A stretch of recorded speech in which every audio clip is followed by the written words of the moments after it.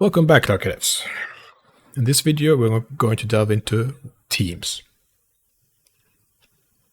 Because the project will grow, it will keep growing, and you might have different categories of team members. In my project, we are three teams. There are the .NET developers, so let's call them development team. Then it's the .NET Cloud developers, which we deal more with the cloud and DevOps. So we call ourselves the DevOps team. I'm part of that. Yeah, that's me. And then we have the third team, which is called the software testers.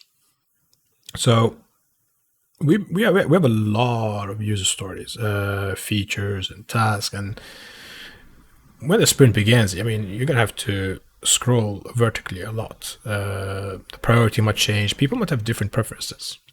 So a good solution here is teams. So if we go to project settings down here, we have this section called teams.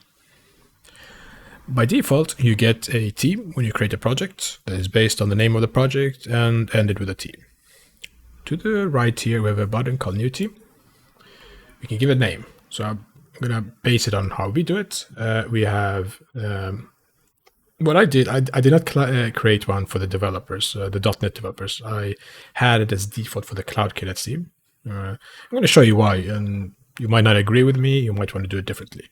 But for us, we did like this. So the second team is called the DevOps team. And here we could have added the team members, which you can find after you've invited them to the project and organization. And here, by default, I'm the creator is the default team administrator, and I add myself as a member. But I could remove myself as a member. But since I'm part of that team in my project, I keep that there. You can give them permissions. They're different ones. For me, I'm going to put contributors. And here we come to something interesting. Create an area path with the name of the team. And we will see that this is important. So first, let's click create. We have that one. And then we'll create a new team. Let's call them the testers team. Not as cool as ours. And here I'm going to remove admins as team members. We'll keep this checkbox, as I said. This is important. The area path. So our setup is that this default one is for the .NET developers and general things, but mostly them. We have the DevOps teams, the cloud. We're going to do the setup, a lot of things, the widgets, the wikis, dashboard, pipelines, everything, the cloud resources, app services, all that. Testers will do all the testing. Which I'm quite ignorant of, besides the basic unit tests, UI, end-to-end, blah, blah, blah. Anyhow, teams are created. What we can do now is go into the DevOps team here, and we see there are a few sections we can change here. We can add more members here. In the settings here, you might regret, you want to change the name, you want to delete the team, add another administrator, choose a more interesting image. I mean, I'm going to definitely make my DevOps team image much cooler than the others.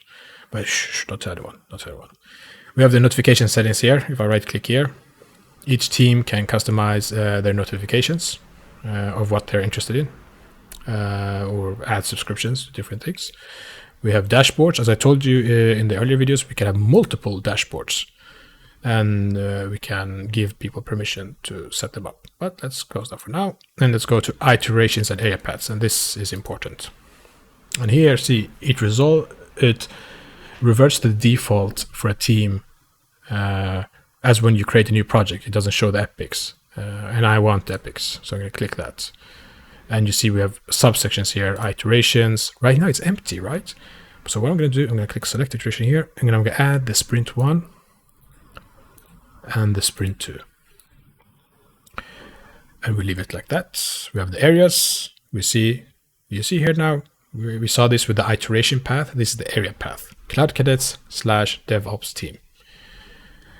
We could change this. I mean, it's up to us. We go to templates, and here we could, for example, for the testers, they might not care about like epic feature, and might just focus on task, test case, user story. It's up to them. Every team can have autonomy to decide what they want. So let's finish that. I'll close it. I think if I could have made that easier, if I go back to teams, Let's verify that I don't have to go into the testers team after doing that. DevOps, go back to iteration area paths. We see up here, we can change team. Nice. Don't have to go through multiple steps. We can also set epics for them. Iteration, let's also add sprint 1, sprint 2, and the rest can be defaults. Well, let's leave it like that. Let's close that. Let's go back to Cloud Cadets. Let's go to our boards. And right now, let's see. All of these will now belong to the area path called Cloud Cadets. So let's make this interesting for our DevOps. Let's create a new work item. I'll call an epic, and I'm going to call it DevOps. And the reason I'm having this as an epic is because this will be something that's long. It's part of the entire project. For us, that's like a month. Yeah, it's the entire thing. Judge me if you like. And then here, we have something called area. Here, I'm going to open up this. I'm going to put it to DevOps team. Save. Back to work items. And I'm also going to do something similar for the testers. And I'm going to call it testing. And they will have testers team. Save. Back. Now let's see. You see there's a difference. All of the other ones that we created earlier, by default, Cloud Cadets. So here's a reason why you might have wanted to create the teams before you worked here. If you did this differently, if you had like really a front-end team and back-end team, and you don't want everything on the normal one. So you could have done that, because now when I create a child under here, it will automatically be in the area path. While if I came back here and I've added a lot of these things and I want to move them to testers or DevOps, I have to do this manually for each one, which is a little, it's a hassle. There will be other ways to do it, but it's a bit more advanced, and we'll might look into that later. So we can now go to boards. We now have different teams. If you click up here, and if I click on the DevOps team, it will be empty because we have nothing here. We have nothing. Neither do the testers. We have to load. We go back to Cloud Cadets team. It's there. If I click the backlogs here, we see even here, it's the same thing. Cloud Cadets team has all of those user stories. Remember, we can filter by all of these. I'm going to show you DevOps team. You'll come to this and you're like, what? Didn't we just create an epic? Yes, but we didn't filter by it.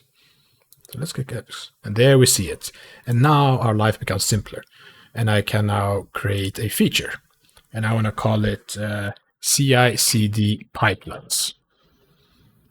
And let's see, what else could we add? We could, we can leave it for now for that. And here we could add a user story.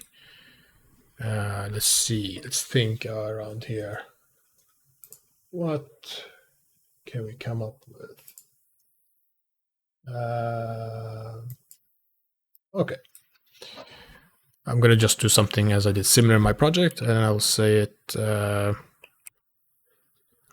I think that's part of the. Let's see. Right, it's part of that CI pipeline. All right, let's get back to it. As a developer, I want the API to say, assuming we have a backend and API, contra just having one project, one application. Might have we have different. We have a backend API and we have a front end, and we'll use that to inspire how we work here as well, as we build pipelines and upload repos and all that. All right, as a developer, I want the API to auto deploy when the main branch is updated. Quite a mouthful, but let's be clear. And now we have the user story, by default, the child of that. And now let's see. Let's add this to sprint 1, because look here, look at the right here. We have nothing in sprint 1, right? If I go to the general, the default team, Cloud Cadets, they have these things that we added. We come in here, we don't see theirs. We don't see the general in this team. We only see what we have. So I'm going to move this user story here, and now we have it there. And if now I go to sprints, The DevOps team has its project. Its user story. The Cloud Cadets team has this. You see, now we're separating things. This becomes more digestible for everyone. They don't see 20 user stories requiring vertical scrolling. They can focus on that little thing for the sprint one, their domain, their responsibilities. And now when I have this here, I can easily just add more tasks when I'm here. And why can't I do that here? Let's see. Well, let's go to Backlogs, boards even. And here, add task. And let's do like mine. We just say create deploy pipeline. And then let's add trigger for main. Might want to keep it short to deploy. And technically these things can be the same task, but this is just for